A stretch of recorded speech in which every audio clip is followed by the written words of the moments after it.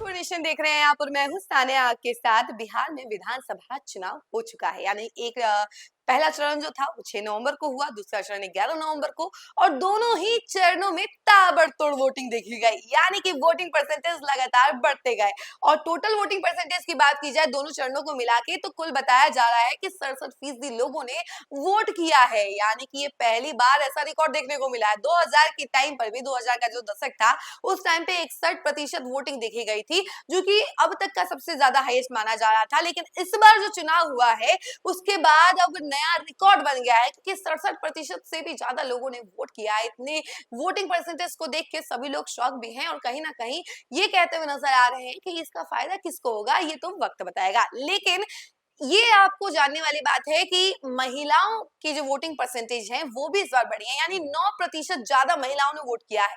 पहले तो देखा जा रहा था कि महिलाएं कम वोट करती थी, लेकिन अब महिलाएं ज्यादा वोट कर रही हैं और पुरुष कम वोट कर रहे हैं, यानी महिलाएं ज्यादा भागीदारी निभा रही हैं इस चुनाव में, और मेन रोल भी महिलाओं की है। तो ये देखने वाली बात है कि महिला जो है सबसे ज्यादा किसको वोट दे चुके हैं, या यूं कह लीजिए कि इसका फायदा किसको होता है ये तो वक्त बताएगा। लेकिन इससे पहले हम आपको बताते हैं कि इस महिला वोटर का जो समीकरण बढ़ा है, या यूं कह लीजिए जो वोटिंग परसेंटेज बढ़ा है, तो उसका किसको फायदा होने वाला है उसका एक विश्लेषण हम आपको जरा विस्तार से बताते हैं। बिहार में पहली बार 67% वोटिंग हुई है। पुरुषों के मुकाबले महिलाओं का मतदान प्रतिशत 9% ज्यादा है, नंबरों के हिसाब से करीब 5 लाख ज्यादा। ऐसा पहली बार हुआ है। वहीं 16 एग्जिट पोल के पोल ऑफ पोल्स में एनडीए 243 में से 154 सीटें जीतकर फिर से सरकार बना रही है। माना जा रहा है कि नीतीश सरकार की जोरदार वापसी के पीछे महिला वोटर्स है। और इसके अलावा हम आपको बताते हैं कि 1962 के बिहार चुनाव में महिलाओं और पुरुषों के मतदान प्रतिशत का अंतर करीब 23% था, लेकिन अब ये तस्वीर बदल चुकी है। पिछले 3 चुनावों में, यानी कि 2010, 2015 और 2020 में पुरुषों के मुकाबले महिलाओं का मतदान प्रतिशत ज्यादा रहा। 2020 में राज्य की 243 में से 167 सीटें जो है महिलाओं ने पुरुषों से ज्यादा वोटिंग की थी। और इसके अलावा 2020 में एनडीए को 1,57,02,650 और महागठबंधन को 1,56,91,500 वोट मिले थे, यानी एनडीए को महागठबंधन से 11,250 वोट ज्यादा मिले।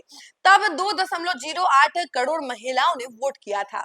इनमें 38% एनडीए को और 37% ने महागठबंधन को वोट दिया, यानी महागठबंधन से 2.08 लाख ज्यादा महिलाओं ने एनडीए को वोट दिया।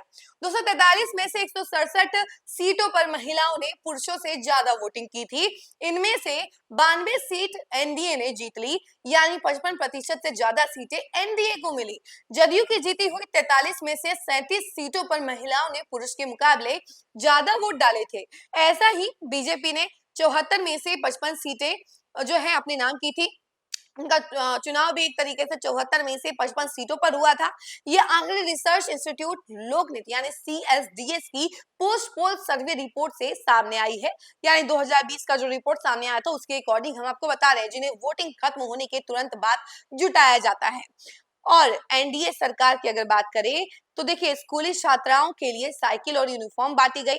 इनके काम हम आपको गिनाते हैं, ठीक है, क्योंकि चुनाव से पहले 1.21 करोड़ महिलाओं को दिए गए 10-10 हजार का सबसे ज्यादा इफेक्ट जो है इन्हीं पे पड़ा है। वहीं स्कूली छात्राओं के लिए साइकिल यूनिफॉर्म बांटी गई। फिर पंचायतों में महिलाओं को 50% रिजर्वेशन दिया गया। घरेलू हिंसा रोकने के लिए 2016 में शराबबंदी लागू की गई। सरकारी नौकरियों में महिलाओं को 35% रिजर्वेशन दिया गया। जुलाई में 2025 में से इसे सिर्फ बिहार की महिलाओं के लिए आरक्षित कर दिया गया। अगस्त 2025 में महिला रोजगार योजना शुरू की गई और चुनाव से ठीक पहले 1.21 करोड़ महिलाओं के खाते में 10-10 हजार रुपए की पहली किस्त डाली जा चुकी है। इसके अलावा नीतीश सरकार 6 और योजनाओं के जरिए छोटी बच्चियों से लेकर बुजुर्ग महिलाओं तक को डायरेक्ट कैश ट्रांसफर कर रही है। और अगर बात की जाए तेजस्वी के वादाओं की, तो देखिए, हर साल महिलाओं को उन्होंने कहा है कि 30,000 रुपए देंगे उनके अकाउंट में। तो पहली फेज की वोटिंग से 2 दिन पहले तेजस्वी यादव ने ये ऐलान किया कि महागठबंधन सरकार बनी तो हर साल 14 जनवरी को हर महिला को 30,000 रुपए देंगे। महागठबंधन ने जीविका दीदियों को सरकारी कर्मचारी का दर्जा और 30,000 रुपए हर महीने सैलरी का वादा किया है।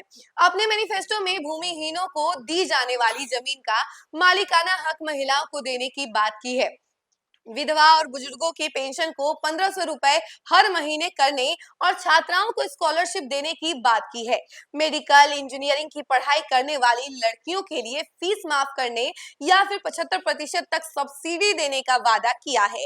नवंबर 2023 में से अब तक 13 राज्यों में चुनाव हुए हैं। इनमें से 10 राज्यों में महिलाओं को पैसे देने वाली कैश स्कीम लागू की गई है और इसका वादा भी किया गया है। इन 10 में से 9 राज्यों में योजना कारगर रही है और स्ट्राइक रेट 90% रहा है। इसको लेकर सबसे ज्यादा चर्चा में मध्य प्रदेश, महाराष्ट्र और झारखंड रहे हैं, जहां चुनाव से पहले ही महिलाओं के खाते में पैसे भेजे गए हैं। और वहीं अगर मध्य प्रदेश चुनाव की बात की जाए तो 6 किस्तों में 11,000 रुपए दिए गए हैं बीजेपी सरकार की तरफ से, जब बीजेपी की सरकार बनी।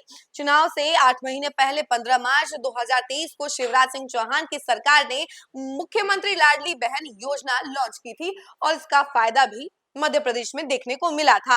महाराष्ट्र चुनाव में भी कुछ ऐसा ही देखने को मिला और झारखंड में भी वोटिंग से एक रात पहले चौथी किस्त आई और सोरेन की सत्ता में वापसी हुई। तो देखिए ये सब जगहों पे एक चीज मैटर करता है, वो है महिला वोट बैंक, क्योंकि महिलाएं जब वोट देती हैं तो उसका फायदा जो है सीधे सरकार को मिलती है। यानी कि एक तरीके से सरकार बनाने के लिए सबसे ज्यादा जरूरी जो है वो है महिला वोट बैंक, यानी महिला वोट बैंक को किसी भी हाल में अपनी ओर खींचे जाना, ये सबसे ज्यादा इंपॉर्टेंट है और नीतीश सरकार इसी पे हमेशा से काम करती रही है। तो कहीं ना कहीं इसका फायदा एनडीए को होगा। देखिए हम ये तो नहीं कहते हैं कि एनडीए ही जीतेगी, लेकिन हाँ जिस तरीके से एनडीए ने महिलाओं के लिए ढेर सारी योजनाएं लेकर आए हैं और उसकी सौगातें दी है उन्होंने, तो इसका फायदा कहीं ना कहीं उनको जरूर होगा और 14 नवंबर को काउंटिंग में तो देखने को आपको मिल सकता है। तो देखिए ये महिला वोट बैंक जो बढ़ा है, यानी कि महिलाओं के वोटिंग परसेंटेज जो बढ़े हैं, इसका फायदा किसको होता है 14 नवंबर को पता चल जाएगा। तब तक के लिए इंतजार कीजिए और देखते रहिए न्यूज़ फॉर नेशन। धन्यवाद।